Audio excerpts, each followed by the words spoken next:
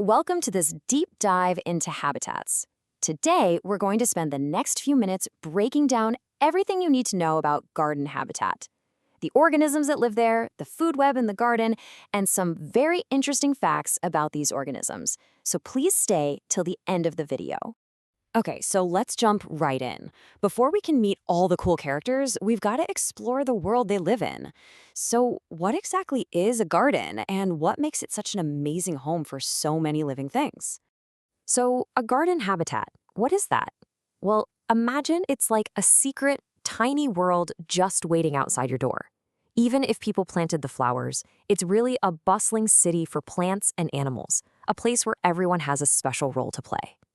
You know, a garden is kind of like a big house with different floors. We're going to start at the very bottom, down in the soil. This is the basement where all the really important underground work happens. It's the foundation where all life begins. Okay, let's head up to the ground floor. This is where you'll find tons of creatures crawling around, searching for food among all the fallen leaves and little plants. It's a super busy place if you take a close look. Now think of the plants themselves as busy apartment buildings. Seriously, they provide food and shelter on their leaves, on their stems, and in their flowers. Just about every part of a plant can be a home for a different tiny creature. And finally, way up at the top, you have the air above the garden. This is like a giant highway for all the flying insects and birds. It's the top floor of our garden house, and it connects everything together. All right, now that we know this stage, it's time to meet the amazing cast of characters who call this garden home. And trust me, every single one has a very important job to do. Way down deep in the soil live the earthworms. These guys are always moving through the ground, which helps make it all loose and healthy for the plants. They're basically the garden's secret gardeners. You've definitely seen ants before, right? They're always working together in these huge colonies, carrying food and building tunnels. They are incredible team players, and they help keep the garden floor nice and clean. Hear that buzzing? That's our friend the busy bee, flying from flower to flower. They're collecting sweet nectar, and while they do that, they carry tiny bits of pollen from one flower to another. That's called pollination, and it's super important because it's how plants make seeds to grow new plants. You know, without bees, we wouldn't have yummy fruits like apples. And hey, bees aren't the only ones on the job. Butterflies also flutter from flower to drink nectar. And as they go, their beautiful wings help spread that pollen around too. If you look really close on the leaves, you might just spot a real-life hero, the ladybug.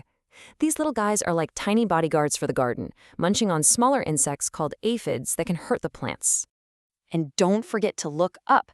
Birds are often watching from above, flying down into the garden for a meal of insects, seeds, or maybe some fruit. They really help keep the number of insects in check. So we've met all these amazing animals living together, but how do they all connect? Well, it all happens in something we call a food web.